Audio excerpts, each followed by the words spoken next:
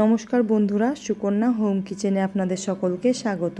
আজকে আমি সহজ পদ্ধতিতে নোটে শাক কীভাবে রান্না করা হয় সেটাই দেখাবো। তো চলুন, ভিডিওটা কন্টিনিউ রইল, কেউ স্কিপ করবেন না।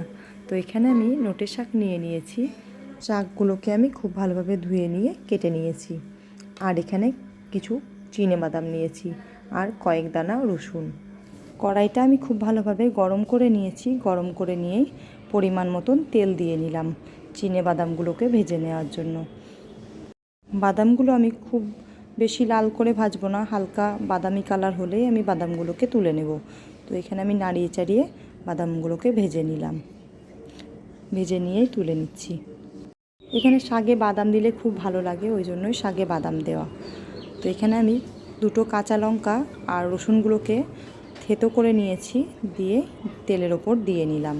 দিয়ে নিয়ে হালকা নাড়াচাড়া করে নিচ্ছি যতক্ষণ না রসুনের হালকা গন্ধটা চলে যাচ্ছে।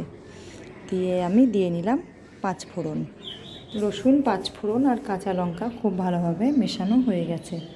এবারে আমি দিয়ে নিচ্ছি শাকগুলোকে আমি কুচনো করে কেটে রেখেছিলাম। এবারে আমি তেলের ওপর দিয়ে নিয়েই খুব ভালোভাবে মিশিয়ে নিচ্ছি। নোটে শাক খুব সুন্দর খেতে হয়, অবশ্যই একবার বাড়িতে বানিয়ে দেখবেন। তো এভাবে আমি শাকগুলোকে খুব ভালোভাবে মিশিয়ে নিচ্ছি।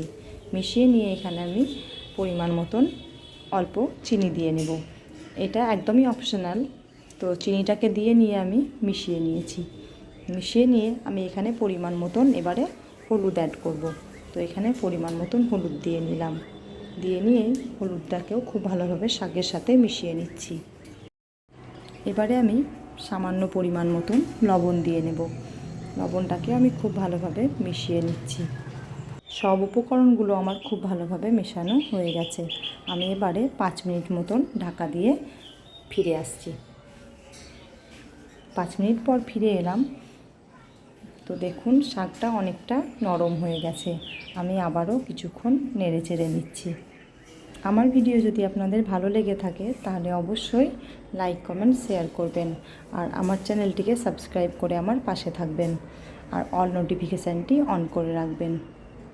যে বাদামটা ভেজে রেখেছিলাম সেটাকে চোকা ছাড়িয়ে নিয়েছি। ছাড়িয়ে নিয়ে হালকা করে ভেঙে নিয়েছি। ভেঙে নিয়েই মিশিয়ে নিলাম। তো দেখুন কতটা সুন্দর দেখতে হয়েছে এবং খেতেও খুব ভালো লাগে। এই বাদামগুলো যখন মুখে পড়ে খুব ভালো লাগে খেতে।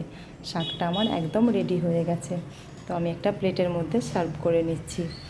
দেখা হবে আবার নতুন কোনো ভিডিওতে। ততক্ষণে আপনারা সকলে ভালো থাকবেন, সুস্থ থাকবেন। ধন্যবাদ।